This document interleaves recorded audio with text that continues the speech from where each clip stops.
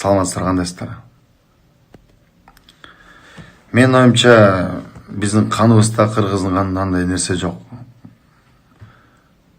Эч убакта биз аял затын басынткан эмеспиз.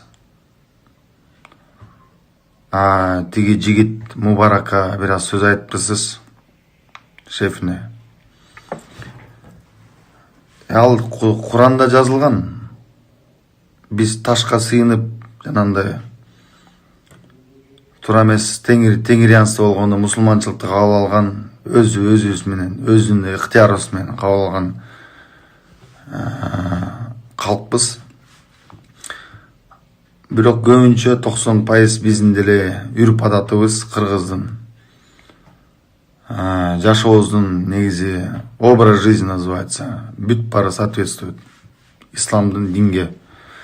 Анан эгерде негизи из мухи не стоит слона делать. Трагедия ежедневно, ежесекундно в мире происходит. Мына Украина болуп атат, мына Палестина болуп атат күнүгө. Неге төш каккылабайсыңар? Анан бир мисалы 0,01%. Ошол адам үчүн остальные все мужчины должны страдать. Почему? Есть адекватные люди. Прекратите, пожалуйста. Не стоит из мухи слона делать. Меня это мончалык болуп кетти уже. Феминизмди токтоткула. Я уважаю, понимаю, феминизмде корень билем, почему это Европа тоже была традиционная изначально. У них тоже были проблемы. Феминизм изначально идеология башкача болчу. Сейчас просто вы видите, что в Европе творится. Семейный институт вообще өлүп калган акта уже. 95% Португалия люди разводятся. Мояка не навязывайте. Кыргыздын үрп адаты жакшы. Эгерде жакпаса, жашагыла ошака баргыла. Америкага баргыла, Европага баргыла, жашагыла прекрасно. Мояка келип туруп не навязывайте. Ар кайсы мненияны, ар кайсы движенияны. Кыргыз жашынакай жашаган аялдарды сыйлайбыз, көкөлөтөбүз. Эне 5 эненин таман астында деген вот ушундан эле мына түшүнсөңөр болот да. 5 эненин таман алды. Энени биз буху эне деген сөз билесиңерби? Энени мы всегда ценили. Аял затын всегда ценили. Курманжандаткан эме эстеп койгула. Мы всегда ценили. Мен кечирип койгула, мен трезв болсом айтпай койдум. Бир аз бүгүн просто меня бесит. Не надо усердствовать. Грань знайте. Кечирип койгула. Мне не нужна. Рядом люди не нужны, которые скандалистки, которые истерички, которые авантюристки и которые какие-то движения левые извне, которые навязывают к нам. Кыргыз татынака жашап келген, жашынакай жашайбыз.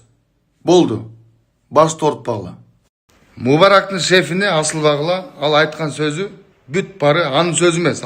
Ал китепте жазылган, хадисте айтылган. Биз мусулманбызбы, өлөбүзбү, мен өлөмбү, баары мусулманча кетем, мусулманча өлөм. Мусулманча меня похоронят. Ошону билип койгула. Анан всякий тяк-тякты не навязывайте. Хорошо? И не учите никого. Өзүңөрчө ошондойсуңарбы, өзүңөрчө жашагыла. Обществону не портите. Обществону не портите. Хорошо? По поводу вчерашней истории, которая произошла на кинофестивале. Как все уже знают, один блогер прошелся, так сказать, в неподобающем виде. Не хочу осуждать, не хочу делать разбор, не хочу хейтить этого блогера. Просто есть обращение людям, которые пишут под постами, где это видео форсится, то, что это нормально, это классно, классная фигура, ништяк, болу берет, и поддерживают ее. Друзья, если вы ее поддерживаете, не надо это делать открыто, делайте это скрытно, пожалуйста, потому что это, возможно, через 10-15 лет с таким темпом это будет большой проблемой нации, потому что я не хочу, чтобы через 10 лет наши дети, наши дочки ходили в таком виде, и всем это казалось нормально, потому что сейчас это активно поддерживается и создается общее мнение, то, что это, в принципе, нормально.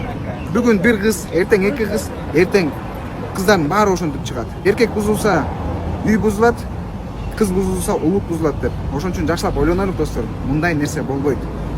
Азыр балким в силу каких-то там, я не знаю, нашего навса, нашего возраста, наших каких-то пониманий мы это, возможно, по приколу поддерживаем. Возможно, это хайпово, возможно, это классно, модно, но завтра это будет печальная история. Ошон үчүн жакшылап ойлонолук.